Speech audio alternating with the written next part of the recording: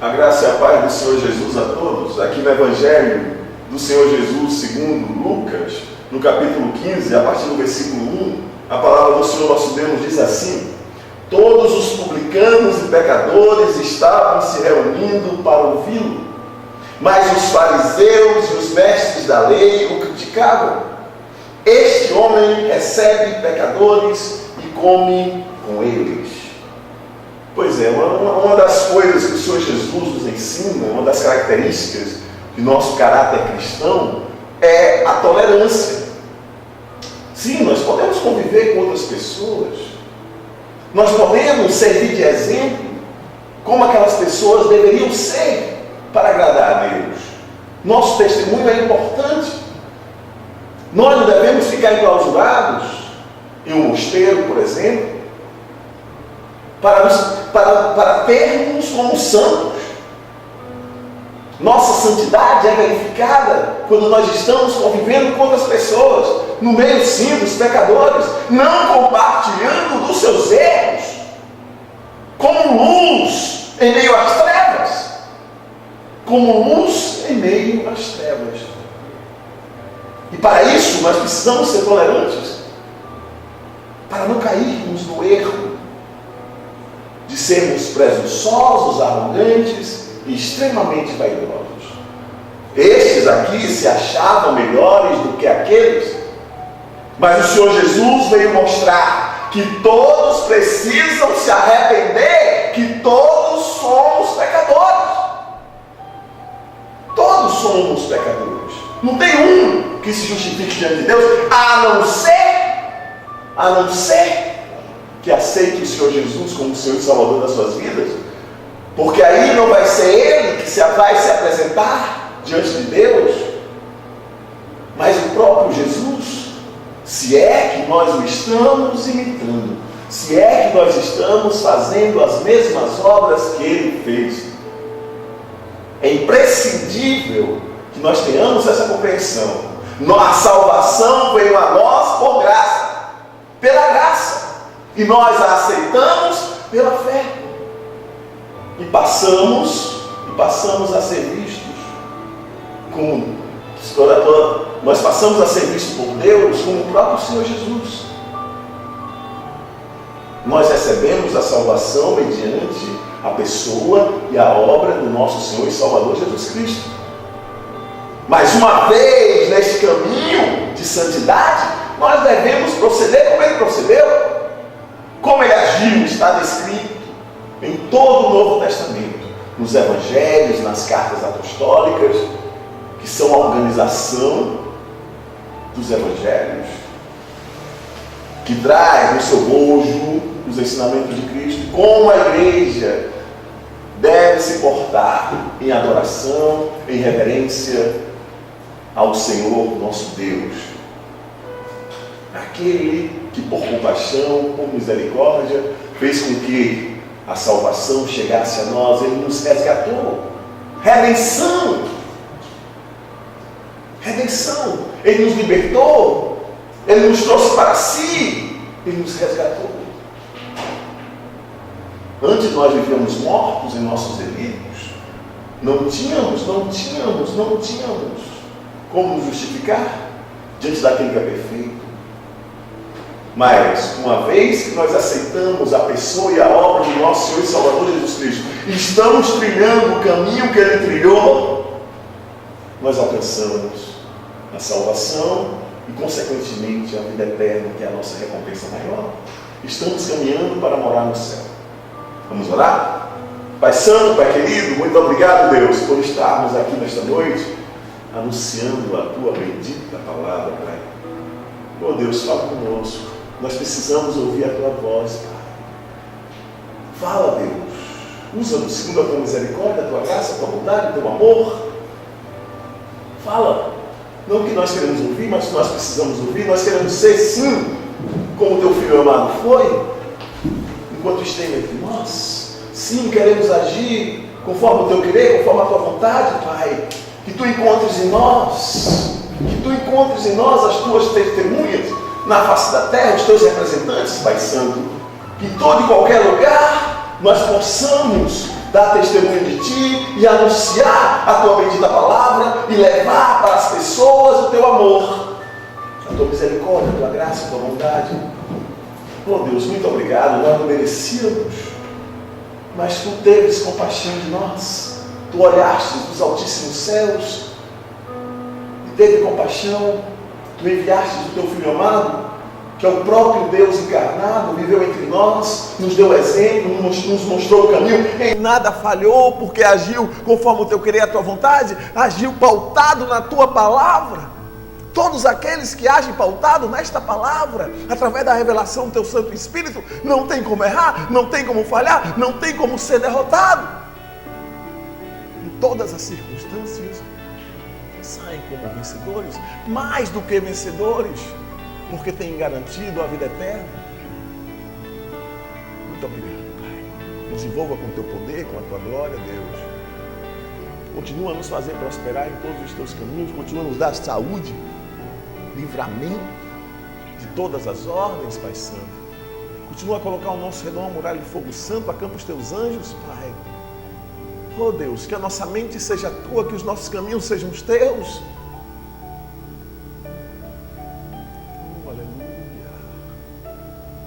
Aleluia, Deus, como Tu és bom, Senhor. Nós te agradecemos em nome de Jesus.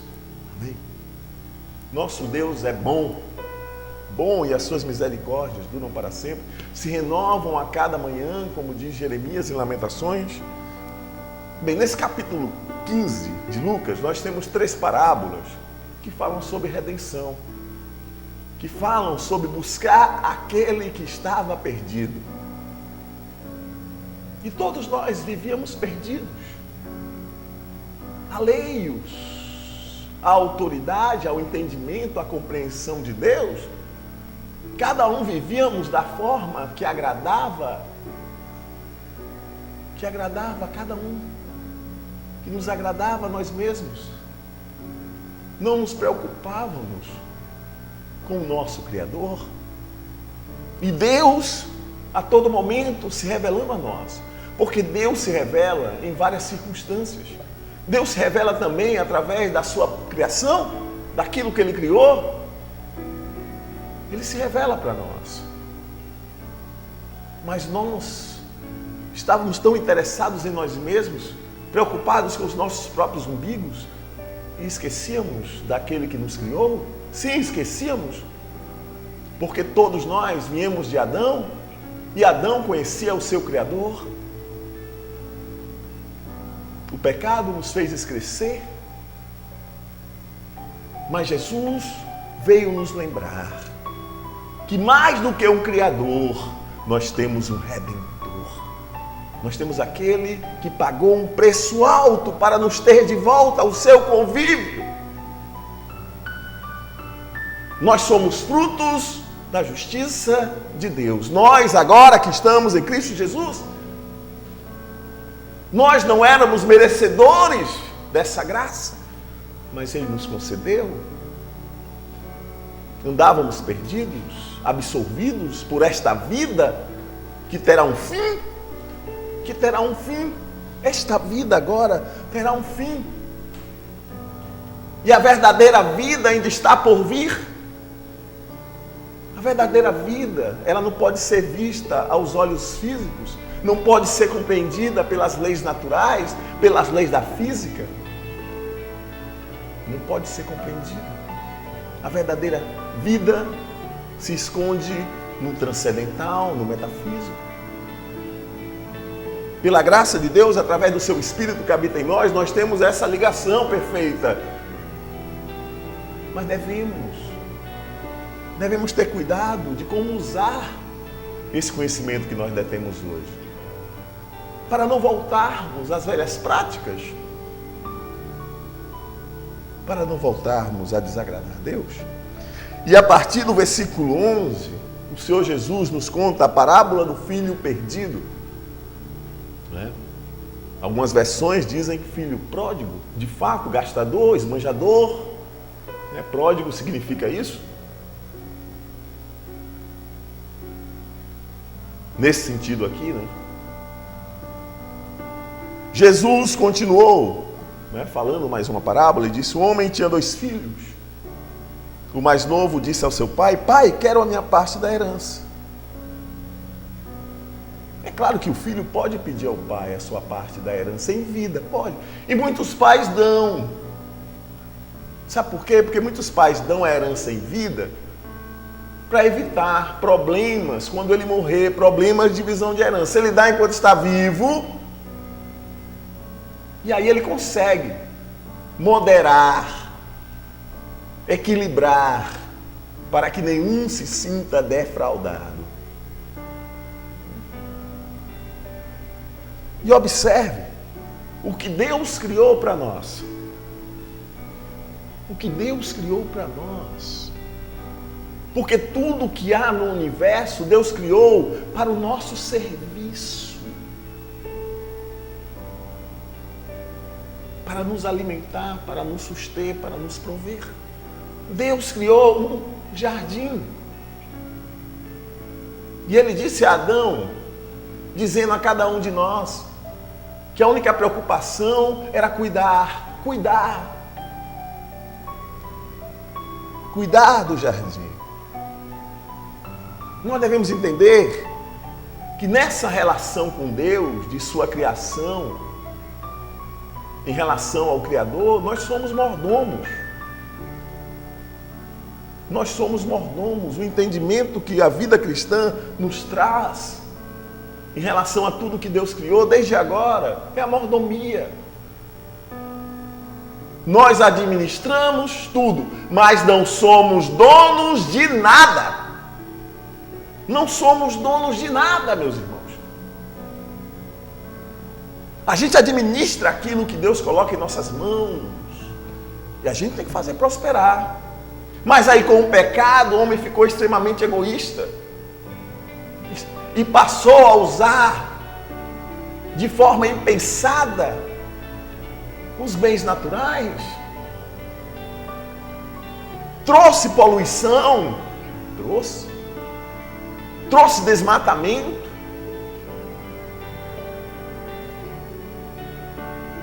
Veio o progresso a um custo altíssimo.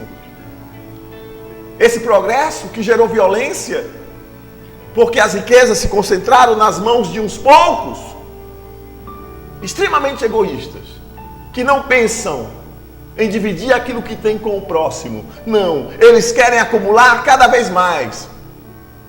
E nesse acúmulo, eles não medem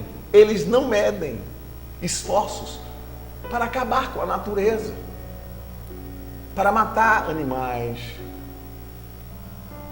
para poluir, para pegar os seus dejetos e lançarem nos mananciais. Despautério. Não é assim que Deus nos ensinou. Não é assim que Deus nos ensina. Quando Adão pecou, a natureza ela sofreu uma penalidade terrível. A natureza foi atingida pelo pecado do homem. Porque Deus deu o domínio de tudo que Ele criou ao homem.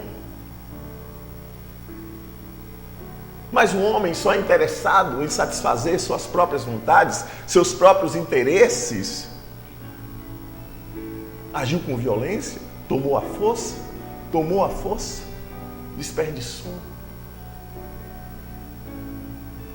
Quando não desperdiçou, se tornou avarento, não quis dividir, não quis que os outros usufruíssem.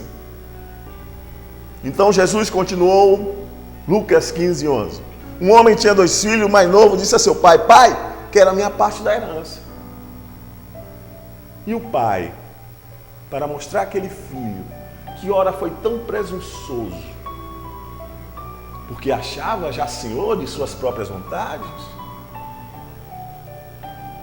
achava que tinha atingido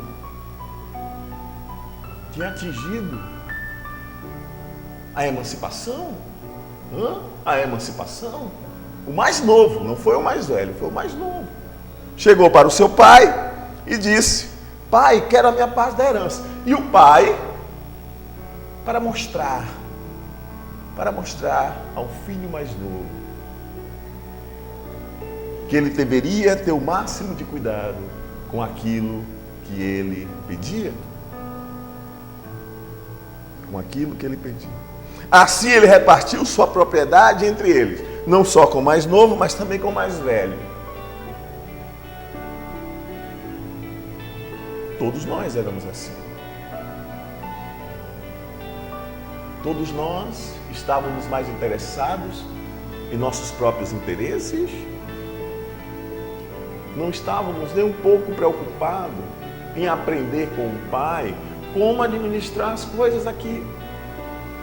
Porque Deus, Ele quer ensinar ao homem detalhadamente sobre tudo. Tudo que diz respeito a nós interessa a Deus. Tudo. Por menor que seja,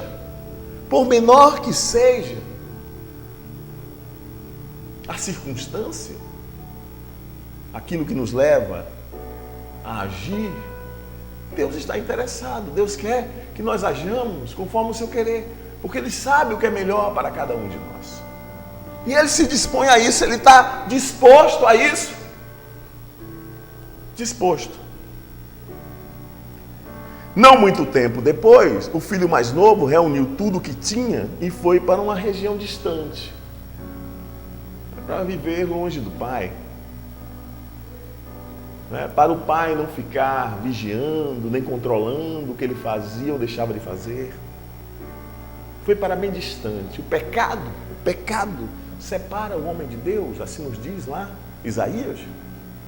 A única coisa que separa o homem de Deus é o pecado. Isso devido à santidade de Deus.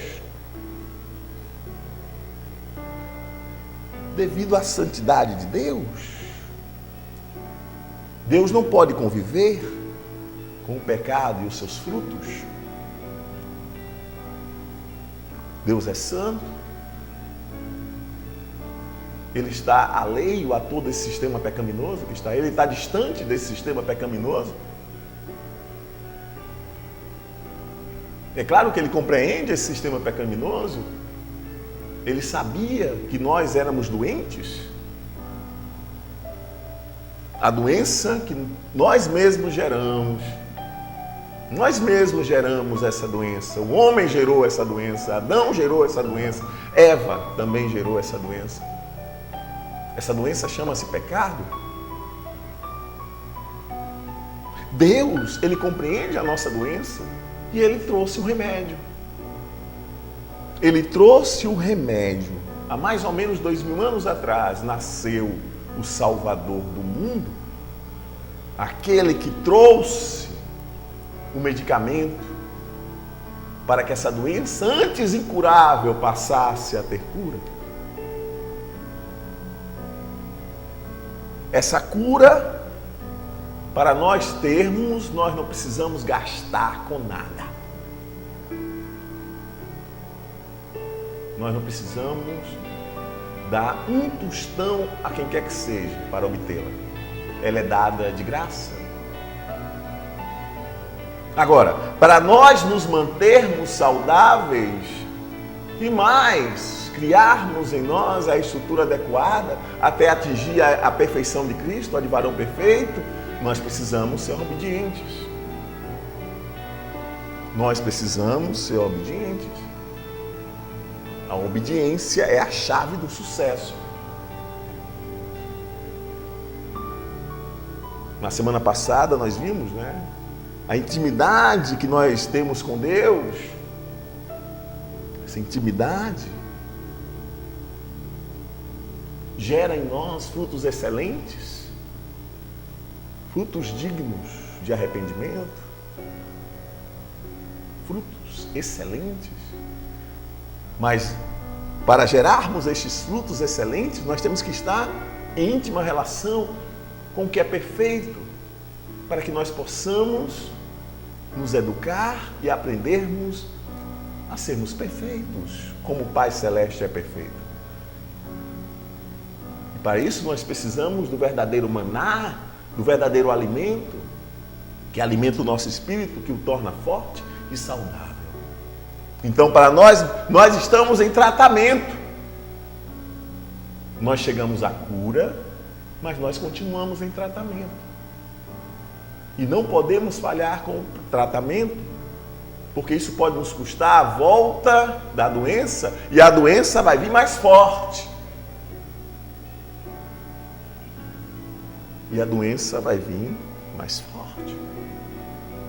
Então esse jovem juntou tudo que o pai havia distribuído para ele e para o irmão e foi para uma terra distante. Certamente ele pensou, vou viver a vida que eu sempre quis, longe dos olhos do meu pai, para que ele não me controle mais. Eu vou fazer o que der na telha, eu vou fazer o que me agrada, sem dar satisfação a ninguém.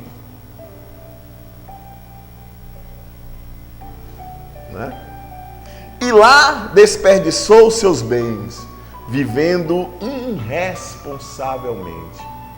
É isso que eu acabei de dizer. Deus, Ele nos ensina como usar os recursos que Ele nos dá. Deus, Ele sempre quis ensinar o homem como usar da natureza para o seu benefício, mas de tal maneira que fosse uma relação sustentável. Essa palavra está muito em voga. Sustentável. Nós podemos extrair da natureza o que nós precisamos sem danificá-la, sem prejudicá-la. Nós temos exemplo disso, não é? As populações isoladas, mais distantes, mantêm o seu ecossistema em equilíbrio. É quando o homem que vem da cidade, querendo explorar aquele lugar, é que danifica esse equilíbrio. O homem cheio de ambição, cheio de ganância, chega no lugar e mais traz doenças que aquelas pessoas, que os organismos daquelas pessoas desconhecem. Até uma simples gripe pode matar toda uma tribo isolada. Mas eles não querem saber disso não. Não querem não. Eles querem chegar lá e tirar o que eles puderem. Deus, Ele sempre quis ensinar o homem a como usar os recursos que Ele dá de forma inteligente, de forma sábia, sem prejudicar a fonte dos recursos. Mas a ganância, o egoísmo leva o homem a querer sugar,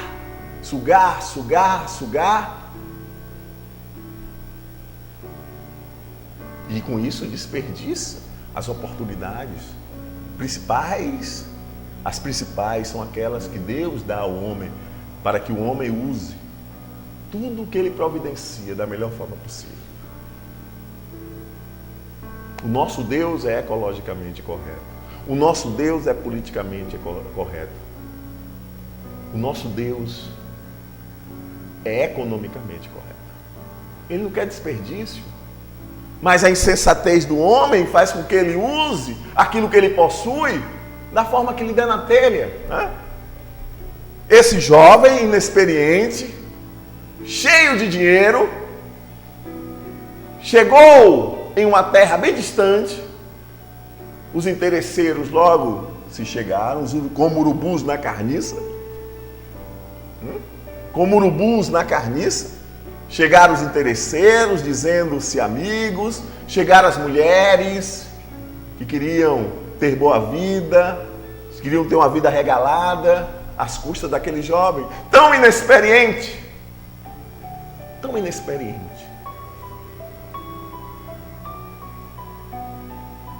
Não ouviu os conselhos do seu pai, não se preparou como seu pai queria, não se preparou para tomar conta daquilo que o pai o iria confiar. Não, se precipitou. Isso não acontece hoje com os jovens? Não se precipitam? Estão namorando, querem logo ter relação sexual, aí a moça engravida, aí vai casar, muito jovem, tem um filhinho, não consegue suportar a pressão do casamento, porque o casamento é uma instituição seríssima, requer comprometimento de ambas as partes e requer uma estrutura, pelo menos uma estrutura mínima, para que possa se manter. Uma estrutura mínima. Um homem mantendo a casa, a mulher cuidando um do outro, em todos os sentidos. Aí vem os filhos, frutos do amor daqueles dois. Aí tem que gastar com a esposa, com os filhos e com ele mesmo. Saúde, educação, habitação. Não tem o mínimo. Esse casamento está fadado ao fracasso. É por isso que hoje nós vemos tantos divórcios. E tem aquele caso em que os dois constroem uma estrutura familiar adequada. Aí chega acha que aquele não era a mulher, não era o cônjuge com o qual ele deveria se casar. Ou então acha que aquela é aquele que deveria casar estou dizendo em relação ao homem, né? Tem homem que por ignorância acha que aquela é a mulher de casar e as outras é só mulher para namorar fora do casamento.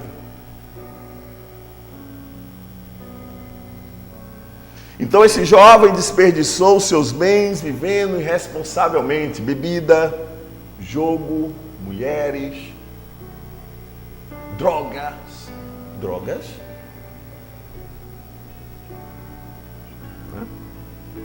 Depois de ter gasto tudo, houve uma grande fome em toda aquela região.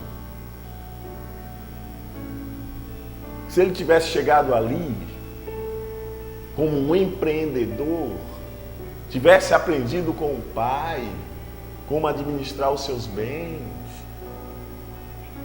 porque certamente o pai era um homem bem-sucedido, poderia ter chegado naquele lugar e poderia ter trazido desenvolvimento para aquele lugar, né? Com os recursos que ele detinha, poderia ter chegado naquele lugar trazendo benefícios para todos que estivessem ali, né? Mas como não houve reserva, como não houve um planejamento financeiro, ele era irresponsável, gastou tudo o que tinha de forma irresponsável, de forma dissoluta, não se preparou para os dias de escassez. Os recursos econômicos são limitados, meus irmãos. Nós devemos sim nos organizar para termos uma reserva para os dias de escassez. Glória a Deus, nós vivemos em dias muito bons. Nós vivemos hoje no Brasil uma situação econômico-social nunca vista antes. Mas devemos ter prudência. Não devemos nos jogar, nos lançar de cabeça. Devemos ser prudentes, fazer um planejamento financeiro, olhar as nossas entradas, olhar as nossas saídas, para termos equilíbrio, para termos também uma reserva, uma poupança, que é aquilo que sobra. É aquilo que sobra depois que nós pagamos tudo que nós devemos no mês, para investir, para poupar. José interpretou, né, os sonhos de Faraó. Olha como Deus é. Deus age na história, trazendo provisão para o homem. Ele é o Jeová Jireh. Através da sua providência, da sua provisão, o homem não se extingue da face da terra. Porque se o homem dependesse de si mesmo, ele já estava extinto. Se o homem dependesse de si mesmo, ele já estava extinto. Oh, aleluia! Graças a Deus, nós temos Deus para nos dar provisão nos momentos mais difíceis. Deus vem em nosso socorro. Ele mantém a nossa vida na face da terra. Dê glória a Deus por tudo. Graças a Deus pela sua provisão, pela sua providência. Aquele que nos criou cuida de nós, das nossas necessidades. E Deus deu sonhos a Faraó. E José interpretou o sonho de Faraó. Houve 7 anos de abundância e houve 7 anos de escassez. Mas durante o período de escassez, José soube administrar aquilo que Faraó colocou na sua mão. E não faltou nada durante aqueles 7 anos de escassez. E o povo de Deus foi sustentado através das mãos de Faraó durante o governo de José. Nosso Deus é bom. Todas as vezes que tem uma crise econômica, Deus dá sabedoria aos homens, mesmo que eles não admitam, mesmo que eles não tenham consciência disso, dá sabedoria para que não falte nada. Agora é claro, muitos homens são desmiolados, não planejam, não se preparam. Os jovens hoje não estão se preparando para o futuro. Existem programas hoje do governo que capacitam os jovens. Mas quantos são jovens que se comprometem em fazer um curso desse para saírem para o mercado de trabalho, para conseguirem o seu primeiro emprego, o seu primeiro salário e com isso poderem estabelecerem-se na vida para poderem ter sua família? Esse aqui não se preparou. Veio uma grande fome e ele começou a passar necessidade. É isso, quem desperdiça, um dia sente falta. Quem desperdiça, um dia sente falta. Aquela pessoa que jogava panelas de comida no lixo quando sobrava, um dia pode sentir falta de ter o alimento sobre a sua mesa, porque desperdiçou. Não devemos desperdiçar. Como aquela mulher que procurou Eliseu, desesperada, porque os credores batiam na sua porta depois do falecimento do seu marido, cobrando a dívida. E Eliseu deu o caminho a ela de como solucionar o problema. E depois que ela pagou todas as suas dívidas, sobrou. E ela passou a viver do que sobrou. Deus, Ele quer que nós sejamos felizes. Ele quer que nós usemos os nossos recursos para o nosso bem, para o bem daqueles que estão ao nosso redor, daqueles a quem Ele nos confiou. E quer que nós tenhamos uma vida boa. Cada um satisfeito com aquilo que Deus está dando. O que falta hoje ao povo, em especial ao povo de Deus, muitos de nossos irmãos, é contentamento. Tem pessoas, até mesmo irmãos que se dizem evangélicos, que não estão contentes com o que Deus está dando e querem mais e mais e mais e mais, e correm o risco de se exaltarem e com isso perderem sua posição em Cristo Jesus. Nós devemos pedir a Deus nestes dias contentamento, que nós estejamos satisfeitos com aquilo que Deus está nos dando. Se Ele quer nos dar mais, que seja iniciativa dEle. É isso que eu peço a Deus, Senhor, me dá, Me dá, Deus, exatamente o que o Senhor quer me dar, o que o Senhor quer me dar. Não me dê a menos para que eu não murmure. E não me dê a mais para que eu não me exalte. Exatamente. Eu quero receber de Deus exatamente o que Ele quer me dar. Nada mais e nada menos. Sabe por quê? Porque o que Ele for me dar é o que eu vou poder administrar. Ele vai me dar capacidade para eu administrar. Eu não vou ter escassez e não vou ter excesso. Eu vou ter exatamente. E eu vou ser feliz. Eu peço a Deus, assim como cada um de nós deve pedir, meus irmãos, contentamento para tudo aquilo que Deus está nos dando. Esse jovem não tinha contentamento. Ele queria ganhar o mundo. Nesse afã da juventude de ganhar o mundo. Saiu sem preparação, saiu de todo jeito. E o pai deu corda. Vamos ver até onde ele vai. Ele não diz que pode? Vamos ver. Depois de ter gasto tudo, houve uma grande fome em toda aquela região. E ele começou a passar necessidade. Por isso foi empregar-se com um dos cidadãos daquela região, que o mandou para o seu campo, a fim de cuidar de porcos. O Senhor Jesus estava contando essa parábola para os judeus. Olha, judeu querer cuidar de porcos é porque a situação estava feia. Porque porcos para eles é um animal imundo.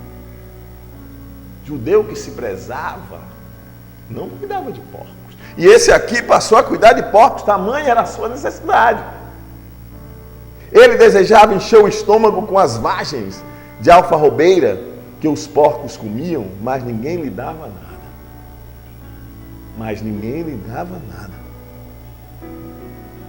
Experimentou o egoísmo, experimentou a indiferença, porque era pobre, porque era miserável, não somente pobre, mas miserável.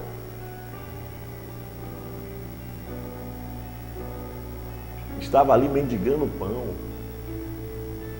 e aqueles se sentiam superiores a ele, e davam as migalhas, davam o que restava. Ele sentia vontade até de comer a comida dos porcos.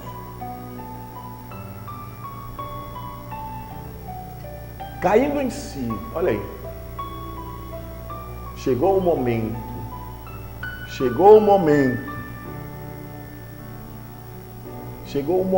o tempo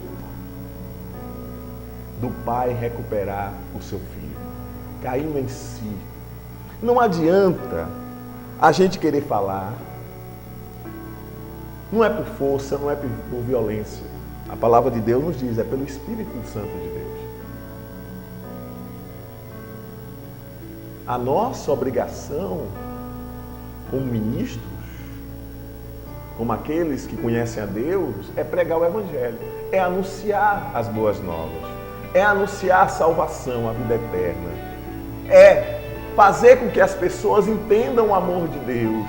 Mas de fato o amor de Deus só pode ser entendido se a pessoa que está ouvindo a palavra de Deus, porque essa é a única fonte de fé genuína. Não existe outro tipo de fé a não ser aquela que é gerada em nossos corações através de ouvir a palavra de Deus. É a palavra de Deus que gera a fé em nós. Não é tradição, não é ninguém que transfira a sua fé para nós. Não há ninguém que transfira a sua fé para outrem. Não há ninguém. A fé, ela só pode ser gerada na pessoa por disposição própria. E a única fonte de fé genuína, a fonte de fé que Deus aceita é a palavra de Deus. É a Bíblia, a Bíblia. Não é por tradição, não é por teorias sofisticadas, entendimento filosófico, sei lá o que das quantas, que vai nos fazer ter fé. Não é uma pessoa que vai transferir, porque fé é intransferível. A fé é intransferível e pessoal. Cada um de nós tem a nossa própria medida de fé.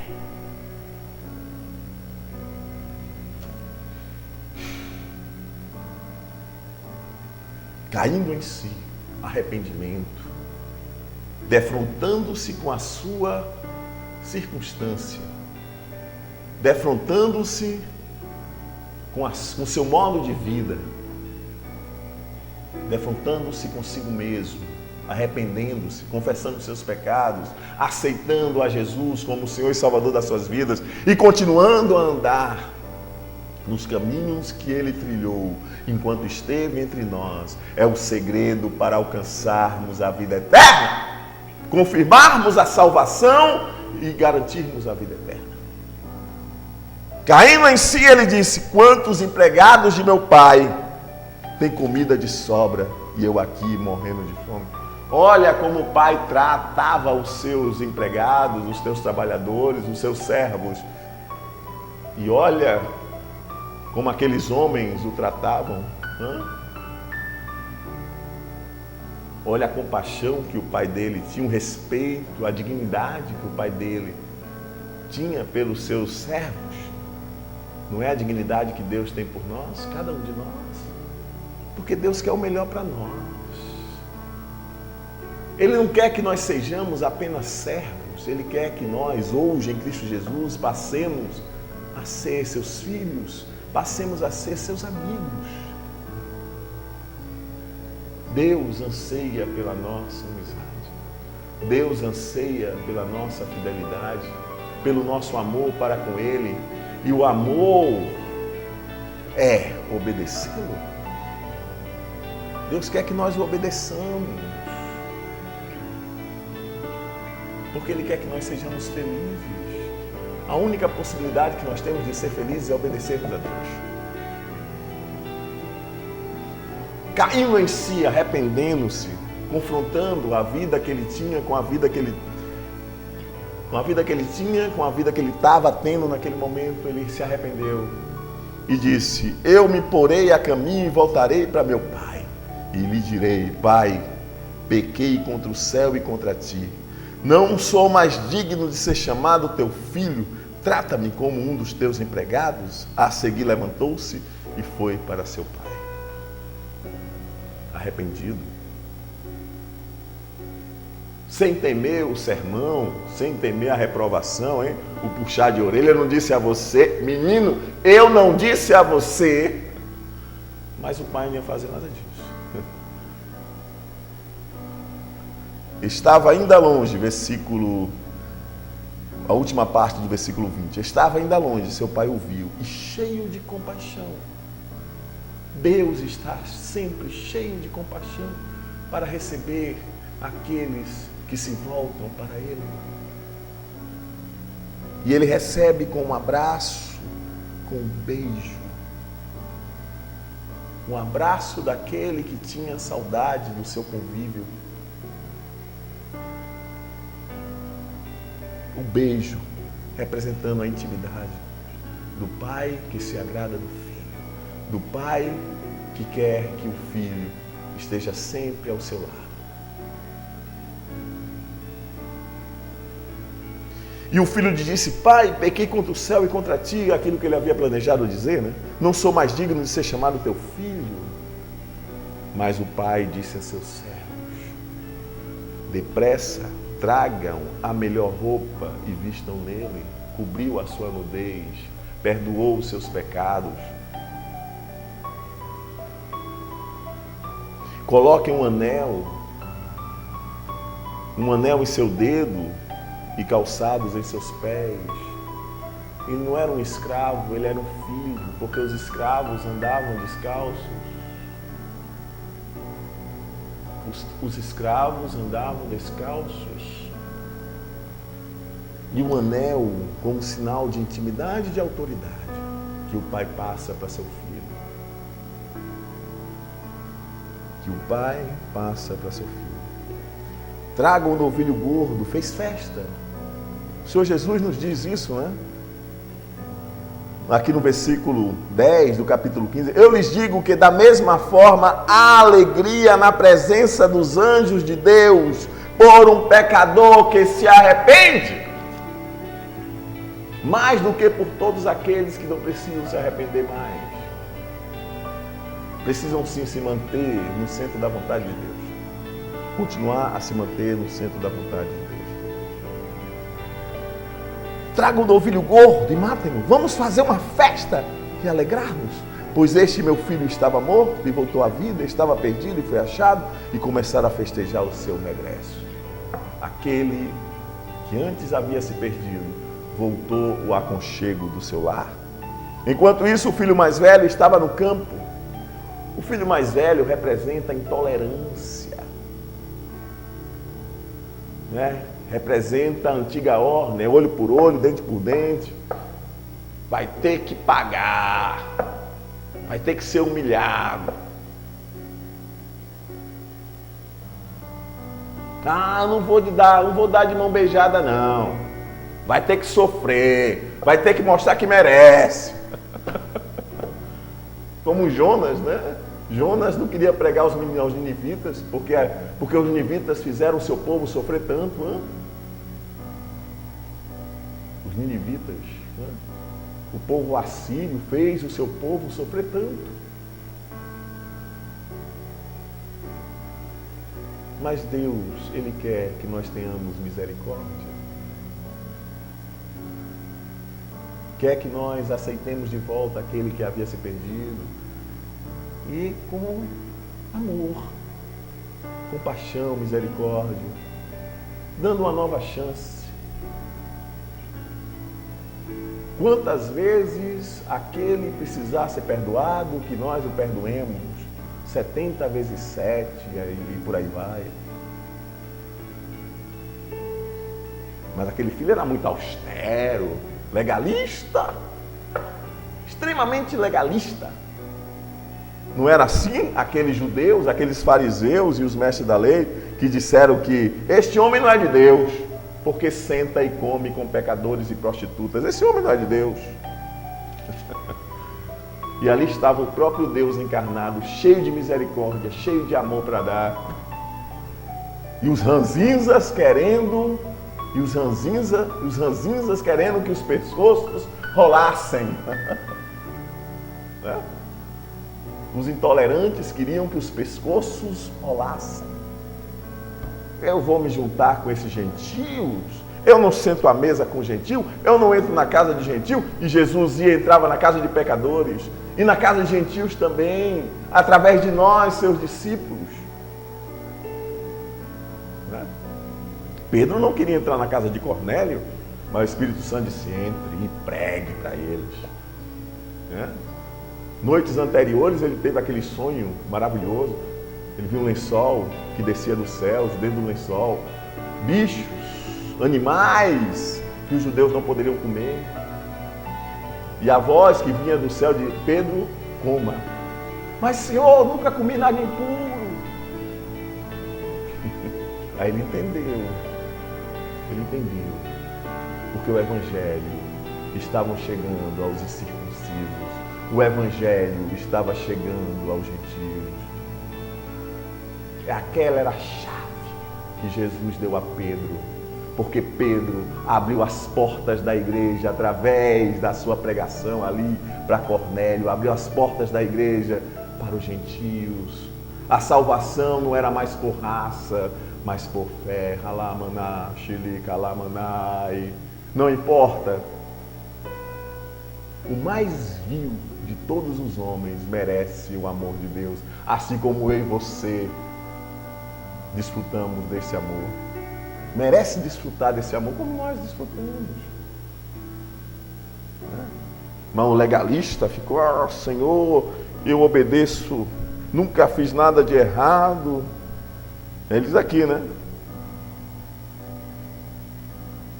Olha, todos esses anos, versículo 29, tenho trabalhado como escravo ao teu serviço e nunca desobedeci às tuas ordens, mas tu nunca me deste nenhum cabrito para eu festejar com os meus amigos. Mas quando volta para casa esse teu filho desnaturado, que esbanjou os teus bens, pródigo, com as prostitutas, matas o novilho gordo para ele. Disse o pai, meu filho, você está sempre comigo e tudo o que eu tenho é seu.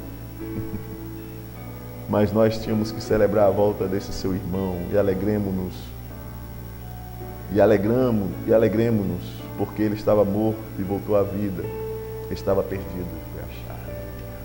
Pai, que este seja, Deus, a nossa inspiração. Todos precisam de Ti, Pai.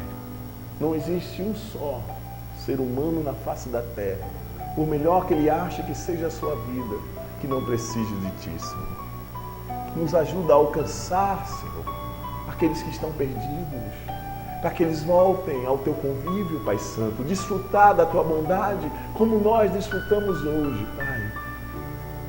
Oh Deus, como Tu és bom, como Tu és bom. O Teu perdão, o Teu amor, a Tua tolerância para com os nossos erros.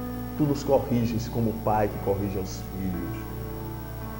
E nós Te agradecemos pela Tua disciplina, Pai, porque ela não nos faz desgarrar, ela nos mantém no aprisco, no Teu aprisco.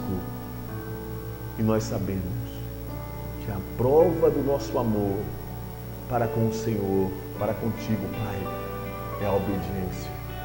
Nos torna cada dia mais parecidos com Teu Filho, em nome de Jesus. Amém. Que a graça do nosso Senhor e Salvador Jesus Cristo, que o grande amor de Deus e a consolação do Santo Espírito sejam com todos, desde agora e para todos sempre, no nome santo e bendito do nosso Senhor e Salvador Jesus Cristo. Fiquem na paz. Até a próxima terça-feira, a partir das 21h10, se assim o Senhor nos permitir. Fiquem na paz em nome de Jesus.